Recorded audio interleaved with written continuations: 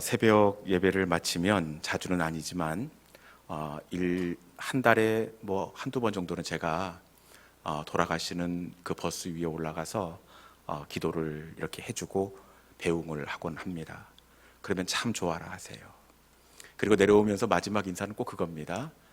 시댁에 빨리 갔다 시댁 일은 빨리 해치우고 친정에 빨리 돌아오시라고. 그러면 고개를 갸우뚱하며 이게 무슨 말인가 하고 궁금해합니다. 그럴 때 제가 여기가 하늘아버지, 진짜 우리 아버지가 계시는 친정이고 우리가 지금 새벽 예배 마치고 가는 곳, 그곳이 시댁이잖아요. 그러면 아하 하고 얼굴이 환해집니다. 여러분, 이곳이 우리의 진짜 친정 맞습니까? 예, 맞습니다. 설 명절 끝날 이렇게 모인 거 보니까 이곳이 친정이다라는 생각이 더 확실해집니다. 특히 우리 이조영 장로님이 오랜만에 오셨는데, 우리 장로님은 만인의 친정아버지 아니십니까? 네, 친정아버지까지 이렇게 오셔가지고 더더욱 또 명절 끝 우리 한 가족 같은 그런 느낌이 든다라는 생각을 해보게 됩니다. 명절 당일에는 시댁에서 전 부치고 설거지하고 손님 맞이하다가 명절 끝나면 그때야 친정이 옵니다. 여러분, 친정에 오면 올케들이 다 하고 돌아온 딸은 음식 먹고 신랑 흉도 보고 투정하고 넉넉하게 쉬었다 갑니다. 여러분, 저는 이 밤 그런 밤이 될 수 있기를 소망합니다. 친정어머니 같은 그 따뜻한 사랑이 있고 격려가 있고 위로가 있는 우리 영혼의 친정집과 같은 곳이 우리 시온 영광교회의 이 재단이 될 수 있기를 주님의 이름으로 축원합니다. 지난주 우리는 이 기송강에서 불렀던 이스라엘 백성들의 승리의 노래를 함께 나눈 바가 있었습니다. 우리 하나님께서 기송강에 아무도 예상하지 못했던 기가 막힌 것을 예비해 놓으셨습니다. 기억하고 있지요? 천둥을 준비해 놓으셨고 벼락을 준비해 놓으셨고 폭우를 준비해 놓으셨습니다. 여러분, 하나님께서 그 기송강에 예비해 놓으셨는데 그럼에도 불구하고 그때 이스라엘 백성들이 상황을 바라보고 자기 손에 들려있는 무기만을 바라보고 내려가지 않았다면 하나님의 예비된 승리를 누릴 수가 없었습니다. 여러분, 승리는 도전하는 하나님의 사람의 것인 줄로 믿습니다. 시도하지 않으면 아무것도 없습니다. 지난주에 여러분들이 우리 은유리에게 물어봤대요. 너 동중 갔다며 하면서 은유리의 동중 이야기를 물어보는데, 여러분, 금평초등학교 16명 중에 대부분의 여자아이들은 시도도 안 했습니다. 그런데 우리 아이가 보니까 새해 첫 기도 제목 첫 줄에 동중 가게 해주세요. 간단합니다. 여러분, 기도를 심을 때에 우리 하나님께서 16명 중에 혼자만 동중 가게 하셨습니다. 동중 간 것이 문제가 아니라 하나님께서 그곳에 보내셨다는 분명한 확신이 있더라고요. 그 아이가 어떻게 공부할지 기대가 되는데, 여러분, 믿음은 시도하는 겁니다. 기도를 멈추지 않는 겁니다. 여러분, 우리가 기도할 때에 하나님께서 어떻게 역사하실지 아무도 모를 일입니다. 이 밤에 주춤했던 우리의 기도가 다시 시작될 수 있기를 주님의 이름으로 축원합니다. 기도를 시작할 수 있기를 바랍니다. 오늘 우리가 나누게 된 말씀은 예수님의 산상수훈입니다. 산상수훈, 잘할 것 같으면서도 애매하고 조금 난해한 말씀이 산상수훈의 이야기입니다. 산상수훈, 이 산상수훈은 그 한문 뜻 그대로 산 위에서 베푸신 예수님의 교훈의 말씀입니다.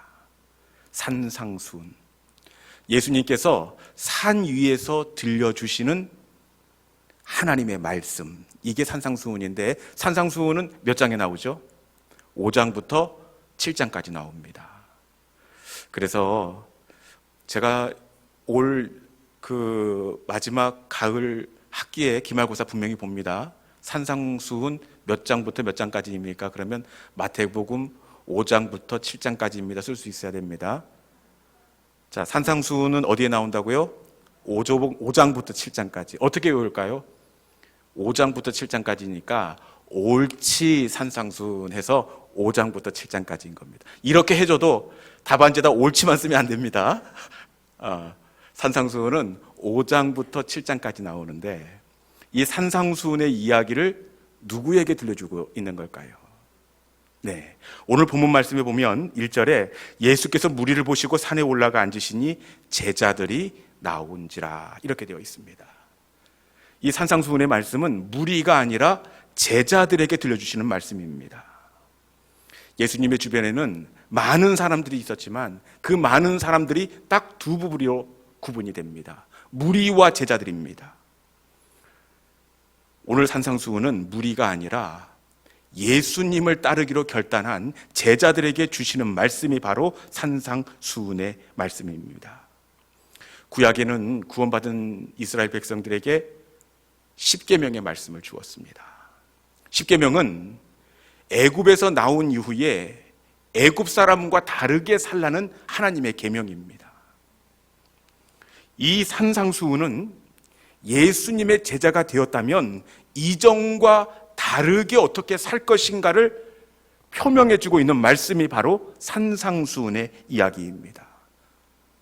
이 산상수훈은 구약의 백성들은 십계명을 지켰다면 지금 구원받은 하나님의 백성 예수의 제자된 우리는 어떤 말씀을 지켜야 됩니까? 산상수훈의 이야기를 들어야 합니다. 산상수훈이 구약의 십계명보다 훨씬 지키기가 어렵습니다.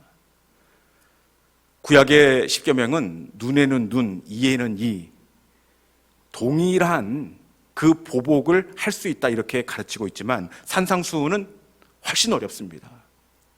너희에게 오른뺨을 치거든 구약은 오른뺨을 돌려쳐라 이렇게 되어 있는데 산상수훈은 어떻게 되어 있습니까? 오른뺨을 치거든 이렇게 돌려대야 됩니다. 왼뺨을 돌려대라. 구약에서는 너희는 음행하지 말라 이렇게 되어 있는데 산상수훈에서는 어떻게 되어 있습니까? 음행을 하지 말라 정도가 아니라 음욕을 품은 자마다 이미 간음하였다 그렇게 되어 있습니다. 형제들에게 나가라 하는 자마다 지옥불에 들어갈 것이다. 여러분, 산상수훈은 예수님의 제자된 믿음의 사람들이 지켜야 할 삶의 모범입니다. 그런데 여러분, 이게 훨씬 어려워요. 왜 그러느냐? 이 삶이 하나님께서 받으시는 삶, 예배가 되기 때문에 그렇습니다. 구약에서는 제사로, 제물로 예배를 드렸지만 제자된 우리는 하나님이 기뻐하시는 우리 몸으로 착한 행실로 하나님을 예배하는 삶, 그것이 바로 산상수훈을 지키는 것이기 때문에 산상수훈의 말씀대로 살아간다는 게 쉽지가 않다라는 겁니다. 여러분, 우리가 다시금 이 산상수훈의 말씀을 섬세하게 구체적으로 읽어냄으로 말미암아 하나님이 기뻐하시는 삶으로 드리는 예배, 그리고 하나님의 아름다운 덕을 주변에 빛과 소금으로 나타내는 그런 삶을 살 수 있는 우리 믿음의 성도들이 될 수 있기를 주님의 이름으로 축원합니다. 오늘 우리가 나누게 될 말씀은 산상수훈의 첫 번째 관문입니다. 모든 산상수훈의 말씀이 중요하지만 이 처음은 더 의미가 있습니다. 산상수훈 전체로 들어가는 문이기 때문이기도 하고 산상수훈을 요약하는 그 요약본이기 때문에 그렇습니다. 오늘 우리가 함께 나눌 이 3절이 이 산상수훈의 시작, 참 중요한 관문이 되고 있는데 우리 3절에 있는 말씀을 같이 한번 봉독하도록 합니다. 3절 말씀입니다. 자, 시작. 심령이 가난한 자는 복이 있나니 천국이 그들의 것임이요. 아멘. 이 산상수훈의 시작이 어떻게 되어 있습니까? 심령이 가난한 자는 복이 있나니. 복이 있는 사람에 대해서 이 산상수훈이 이 첫 번째 단추를 열고 있습니다. 그런데 말씀을 보니까 누가 복이 있다고 얘기합니까? 네, 심령이 가난한 자는 복이 있다. 심령이 가난한 자, 가난한 자가 복이 있다, 이렇게 말씀하고 있습니다. 여러분, 아무리 봐도 가난한 게 복입니까? 저주입니까? 가난이 좋습니까? 가난을 좋아할 사람은 아무도 없습니다. 누가 봐도 가난한 것은 복이 아니라 저주처럼 보여집니다. 이 가난이라는 한자적 의미를 봐도 이 가난을 어려울 간에다 어려울 난자를 쓰고 있습니다.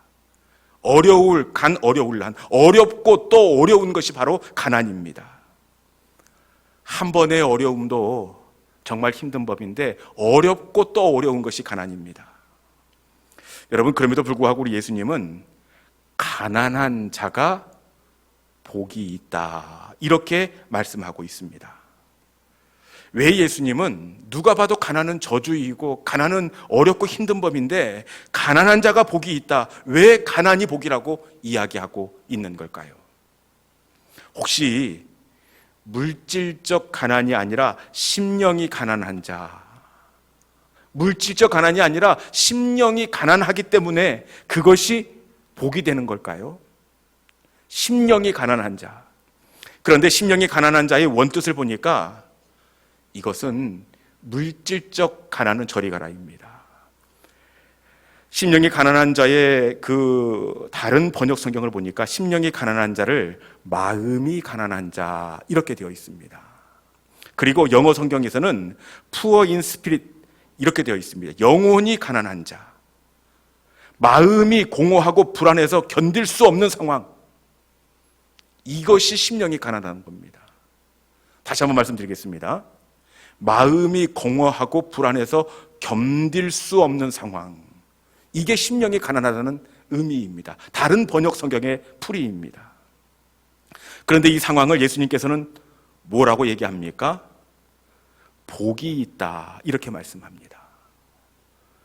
유진 피터슨의 메시지 성경을 보니까 심령이 가난한 사람을 어떻게 풀어놓고 있느냐, 유진 피터슨의 메시지 성경과 원어 성경의 그 풀이를 보니까 심령이 가난한 사람을 벼랑 끝에 서 있는 너희여, 이렇게 되어 있습니다.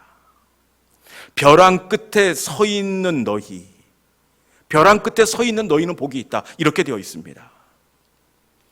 여러분, 벼랑이 어떤 곳입니까? 벼랑, 사전적 의미를 보니까 깎아지른 듯 높이 서 있는 가파른 지형, 이렇게 되어 있습니다. 벼랑은 깎아지른 듯 높이 서 있는 낭떠러지 끝입니다. 원어적 의미를 빌어서 다시 풀어보면 벼랑 끝에 높이 서 있는 너희는 복이 있나니, 이런 뜻입니다. 여러분, 벼랑 끝에 아찔하게 서 있는 너희는 복이 있다, 이게 복입니까?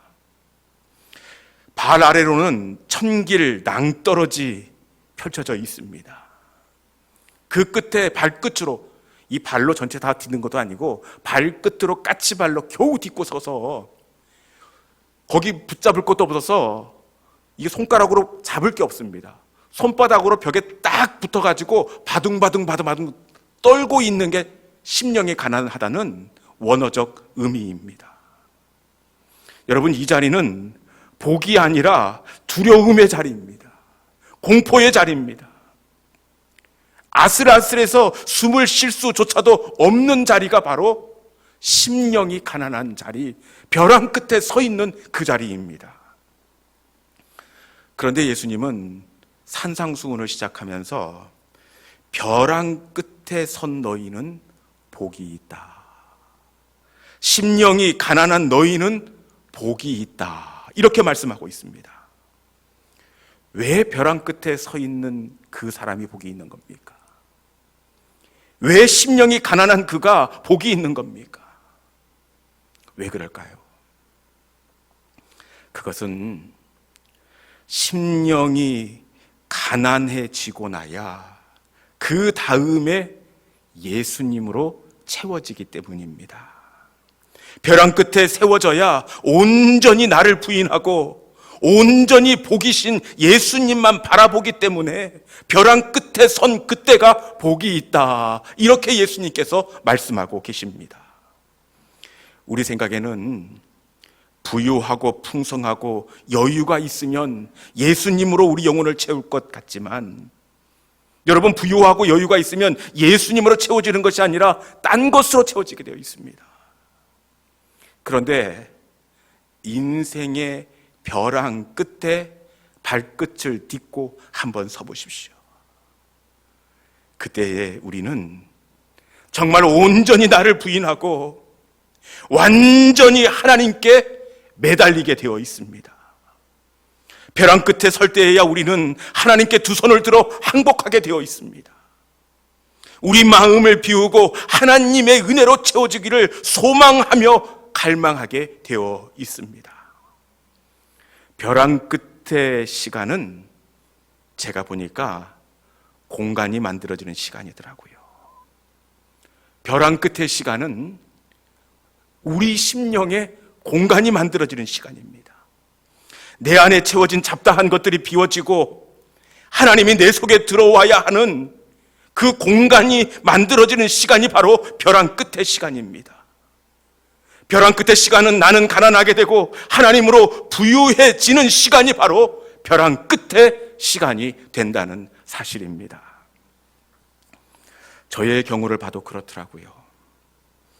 여러분들은 제가 어떻게 보일지 모르지만 저에게도 여러분들이 보지 못하는 아픔과 어려움의 시간들이 많이 있었습니다.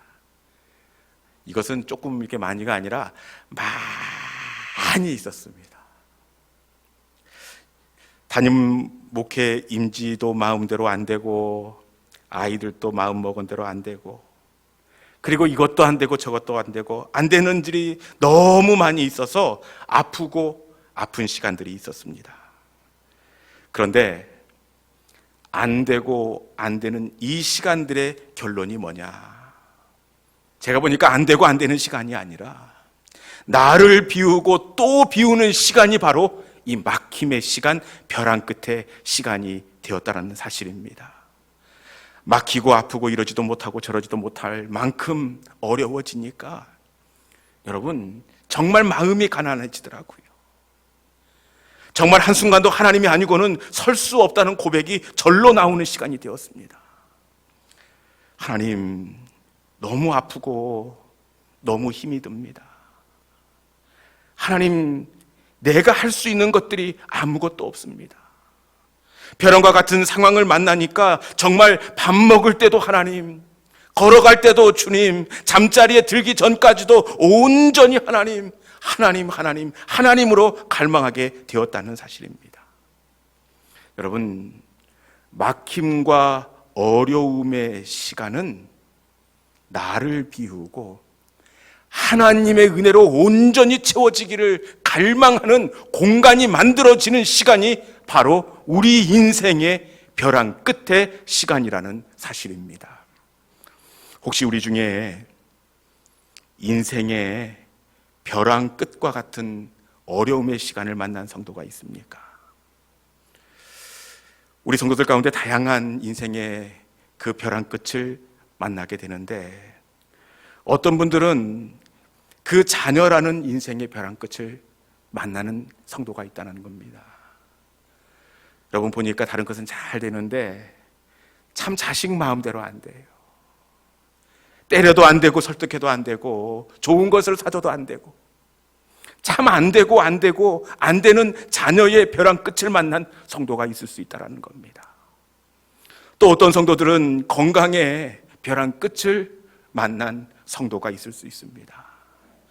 이렇게도 치료해보고 저렇게도 치료해보고 그리고 기다려보지만 그 방법과 상황이 여의치 않는 건강의 벼랑 끝을 만나는 성도가 있을 수 있습니다. 또 어떤 분은 사업의 막힘을 벼랑 끝을 만나는 성도가 있을 수 있고 우리 청년들 같은 경우에는 만남과 취업과 진학의 벼랑 끝을 만나는 때가 있을 수 있습니다.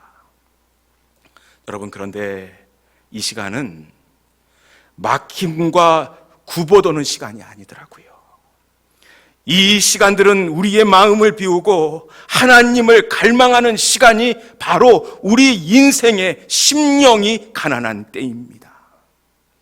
세상 사람들은 이 때를 실패라고 이야기하고 절망이라고 이야기하지만 하나님의 사람에게 있어 벼랑 끝의 시간은 나를 비우는 때입니다. 나를 부인하고 하나님의 은혜로 채워지는 때입니다. 하나님으로 채울 수만 있다면, 나를 부인하고 하나님을 붙잡을 수만 있다면 이 시간은 도리어 우리 인생의 유익한 시간이며 은혜의 시간이 되는 줄로 믿습니다. 왜 벼랑 끝이 은혜의 시간이냐? 심령이 가난한 자는 복이 있나니 천국이 저희 것이니요. 천국. 벼랑 끝의 시간에 우리 하나님께서 그 시간들 속에서 일하심으로 그 벼랑 끝이 변하여 하나님의 나라 천국으로 바꾸어 주시기 때문입니다. 우리 하나님의 일하시는 때를 성경을 통해서 쭉 묵상해 보면 우리 하나님은 언제나 언제 역사하시느냐? 그 인생의 벼랑 끝에 찾아오시고 일하시는 하나님이시라는 것을 우리가 확인할 수가 있습니다. 여러분, 애굽에 팔려간 요셉을 바라봐도 언제 하나님께서 그 인생 가운데 반전을 이루십니까? 여러분, 그 인생의 벼랑 끝의 시간에 하나님께서 요셉 가운데 찾아가시고 요셉을 세우시고 일으키셨다는 그 사실을 기억할 수 있기를 바랍니다. 풍랑 가운데 이렇게 어려워하는 그 제자들의 그 상황 가운데 우리 예수님께서 찾아가시는 것도 마찬가지예요. 날이 저물 때에 건너편으로 제자들이 배를 건너갔습니다. 얼마지 않아 풍랑이 일어 그 배가 이렇게 침몰할 것 같은 어려운 상황이 펼쳐졌습니다. 그런데 우리 주님께서 언제 바다 위를 걸어 그들 가운데 나아가셨습니까? 밤사경에 예수께서 그들을 찾아가셨다, 그렇게 되어 있습니다. 이 밤사경은 새벽녘 동이 트기 직전입니다.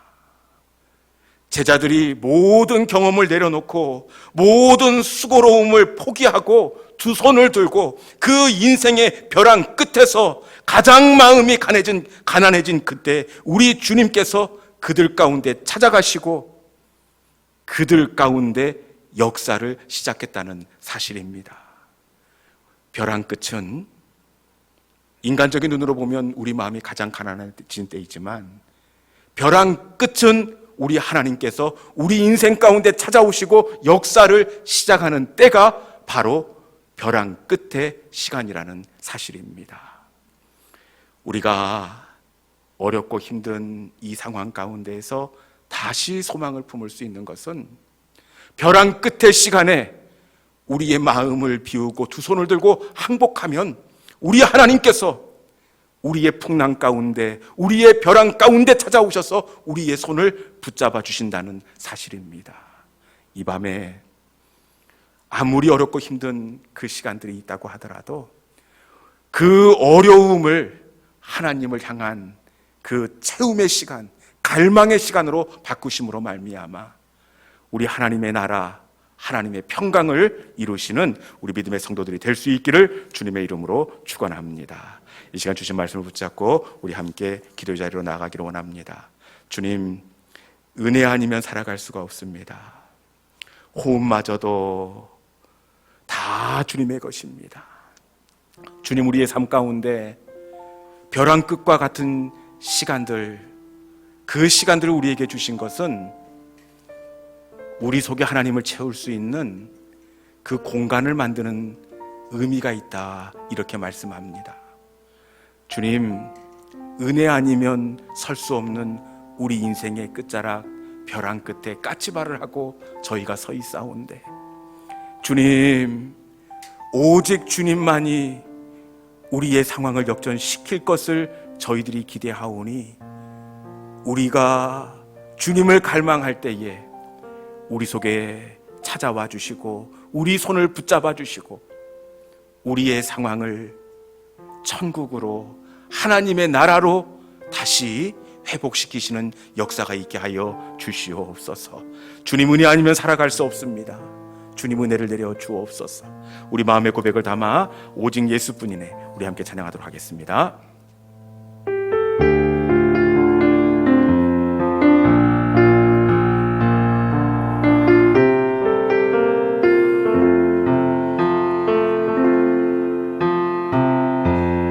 은혜 아니면 살아갈 수가 없네.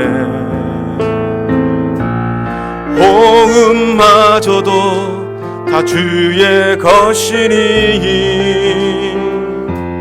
세상 평안과 위로 내게 없어도 예수, 오직 예수뿐이네. 은혜 아니면 살아갈 수가 없네. 은혜 아니면 살아갈 수가 없네. 호흡마저도 다 주의 것이니 세상 평안과 위로 내게 없어도 예수, 오직 예수뿐이네. 그 신계회,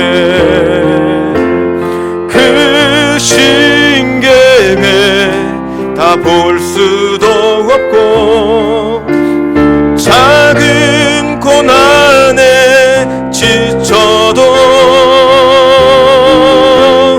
주께 묶인 나의 모든 삶 버티고 견디게 하시네. 은혜 아니면 살아갈 수가 없네. 나의 모든 것 다 주께 맡기니 참된 평안과 위로 내게 주신 주 예수, 오직 예수뿐이. 그 신계회 다 볼 수도, 그 신계회 다 볼 수도 없고 작은 고난에 지쳐도 주께 묶인 나의 모든 삶 버티고 견디게 하시네. 은혜 아니면 살아갈 수가 없네. 나의 모든 것 다 주께 맡기니 참된 평안과 위로 내게 주신 주 예수, 오직 예수뿐이. 그 신계회 가볼 수도, 그 신계회 다 볼 수도 없고 작은 고난에 지쳐도 주께 묶인 나의 모든 삶 버티고 견디게 하시네. 은혜 아니면 살아갈 수가 없네. 나의 모든 것 다 주께 맡기니 참된 평안과 위로 내게 주신 주 예수,